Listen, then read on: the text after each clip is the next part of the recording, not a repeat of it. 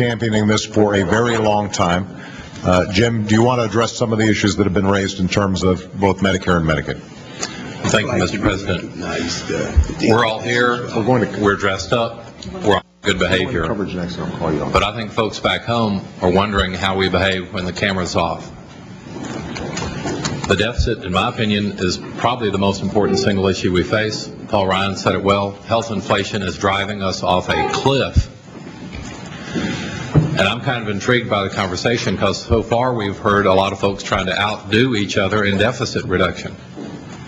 I welcome that competition, especially if it's backed up with votes. Because it's easy to talk tough on this. It's harder to deliver. I personally like Senator McCain's suggestion. Let's get rid of all the special deals.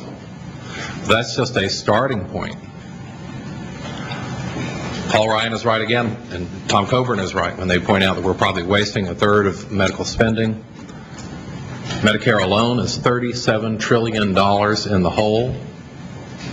And that means for all the folks who want to talk tough and not vote tough, that's not good enough.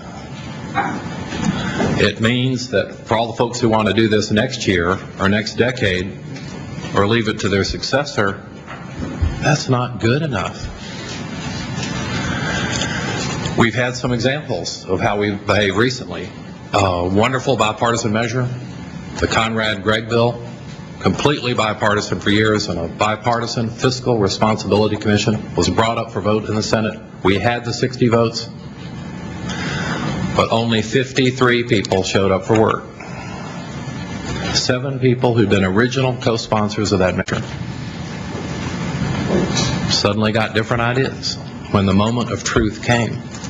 So, Mr. President, I'm thankful you have appointed a presidential fiscal responsibility commission with Alan Simpson and Erskine Bowles to try to force us as a Congress and force the nation to address these fundamental problems. Because if you love Medicare, you need to act to save it fast. Every day matters. A report will come out issued by the Treasury Department. It's come out every year. It'll come out in the next few days. It's the only report that uses real accounting to describe America's fiscal problems, and the news is not pretty. It will reaffirm what's been discussed here about Medicare and Medicaid and other vital American programs being deeply in the hole. And the opportunity of cost for delay is extraordinary. So we can face these problems, Mr. President. We can solve them with political will, but the talking points won't do it. We've got to acknowledge the real questions. And as every business person in America knows, if you can't measure it, you can't manage it.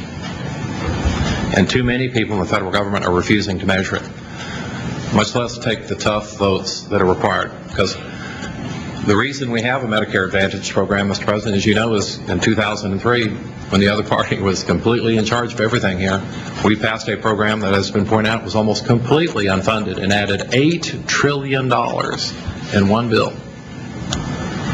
to our children and grandchildren. Now, those benefits, if offered, should be paid for.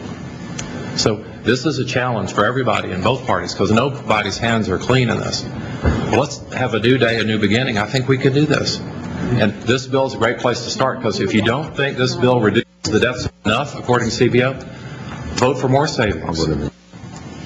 If you want to reform Medicare some more, vote for it. Don't just talk a good game. So I hope the American people are watching, and they're going to be watching after the cameras are turned off too.